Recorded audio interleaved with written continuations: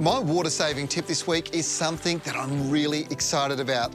I know it sounds weird, but mulch can be a very sexy subject.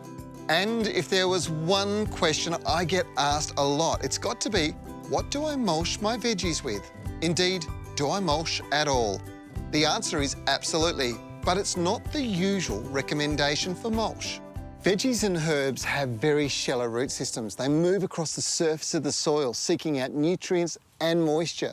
When it dries out, it's a real problem. So adding a mulch is really important, but putting in a chunky mulch is not practical when it comes to these kinds of plants and this kind of intensive gardening.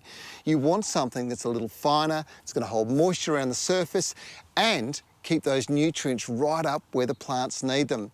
Now, putting in a chunky mulch is not going to be good for the fingernails, and it's certainly not going to work in your veggie patch.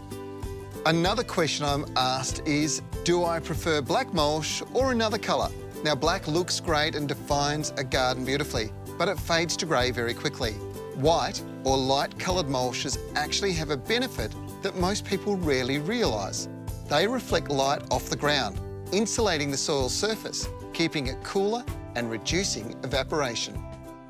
And then there's the age-old question, which mulch is better? Well, I've always said a well-composted, inert mulch is fantastic. Green mulches are incredibly popular. They're things like lucerne, pea straw. They are all fantastic. Lupin is another one that's used quite often. And the reason those three are so important is because they put nitrogen back into the soil, as well as carbon. That improves water holding capacity. You buy it in 13 kilogram bales, and it's been pelletized and compressed, so once you've set a thin layer out, water it, and it'll expand rapidly, absorbing the moisture before creating a solid wet blanket over the top of your veggie garden soil. Now, this cools roots to perfect growing conditions and holds moisture around them for longer.